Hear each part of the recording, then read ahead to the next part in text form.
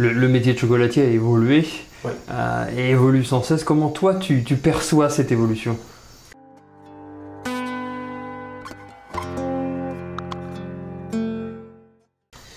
Alors justement, à l'heure actuelle, les gens ont besoin d'être rassurés sur les matières premières qu'ils achètent. Et je le vois de plus en plus sur une traçabilité du produit qu'on fabrique. C'est-à-dire, à l'heure actuelle, quand ils achètent une tablette, c'est marqué 70% ou... alors parfois on leur dit, voilà, ça vient du Ghana, etc. Mais ils ne savent pas l'origine de la fève, ils ne savent pas comment ça a été travaillé. Et je pense que si on expliquait tout ça, les gens seraient beaucoup plus sensibles aux produits qu'ils achètent. D'accord. Voilà. Donc ça se travaille un peu comme... il y a beaucoup de similitudes avec le vin, hein, suivant le terroir, suivant l'essence, la variété de cacao qu'on va utiliser, on va avoir un développement d'arômes qui vont être différents. Donc c'est expliquer tout ça à la clientèle et ça se travaille.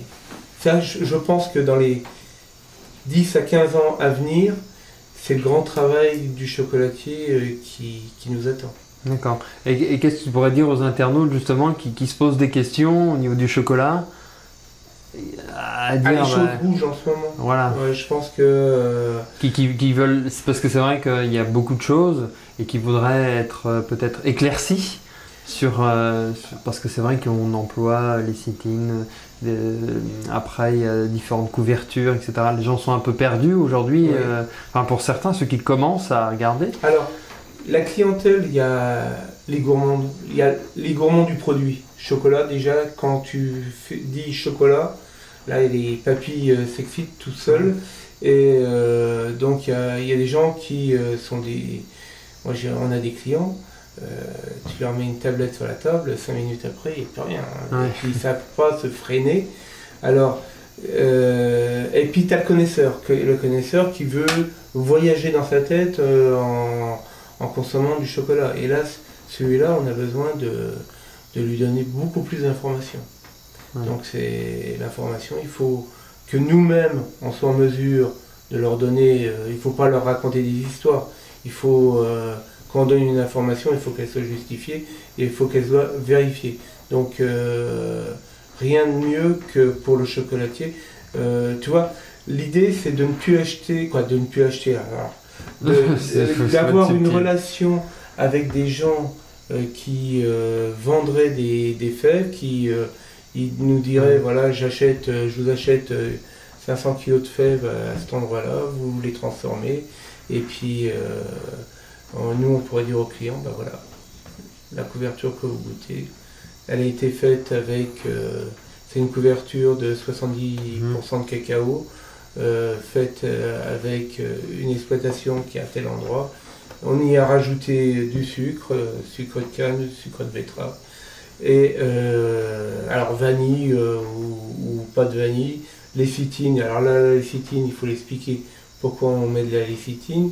À partir de là, je veux dire, le consommateur, il est informé de A à Z sur la démarche qu'on a. Ok, super Jean-Charles.